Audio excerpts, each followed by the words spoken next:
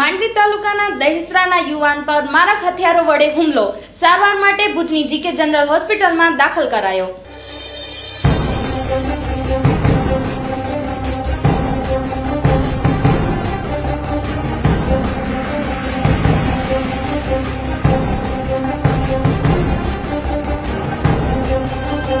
માંડવી તાલુકાના દહીસરા ગામે રહેતા યુવાનને 3 શખ્સોએ માર મારતા હોસ્પિટલ ખસેડાયો હતો. પ્રાપ્ત વિગતો અનુસાર દહીસરા ગામે મોમાઈ માતાના મંદિર પાસે રહેતા વેલજી તમાંચી કોલી ઉંમર વર્ષ 42 ને ગત રાત્રિએ 8:30 વાગે ભુજ માંડવી રોડ ઉપર દહીસરા ગામમાં આવેલ એટીએમ ઉપર ચોકીદારી કરતા પોતાના પિતા તમાચી દાડા કોલીને ટિફિન આપી પરત જતા હતો.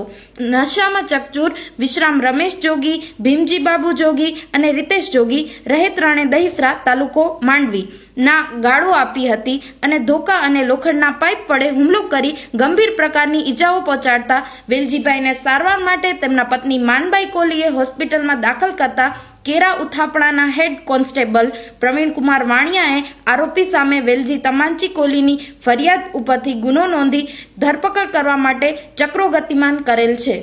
દહીસરાથી આવ્યો છે. મારું નામ વેલજી તમાંચી કોલી. અમારાથી કાલે સાંજે સમજી લો ને 8:30નો સમય હતો. ત્યારે મારો છોકરો ટિફિન દઈ અને દાદાને એટીએમ ઉપરથી ને પાછો આવતો હતો ને 3 શખ્સો બેઠા હતા. મારા છોકરાનું નામ દિનેશ વેલજી કોલી. એ આવતો હતો. એનાથી ગળથપાટા કર્યા 3 શખ્સોએ ને પછી અમે એનો ઠપકો દેવા ગયા. એને બોલાચાલી તો અમારાથી હાથાપાઈ કરી ને આ માર્યો માથામાં. મને લાકડી જેવું કાંઈક હતું. એવું લાકડી હતી કે કાંઈક હતું. હું પડી ગયો સીધો બે આંખ માથે ને માથામાં.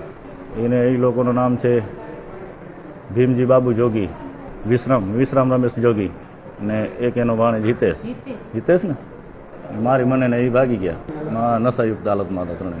ફરિયાદ લખાવી દીધી છે.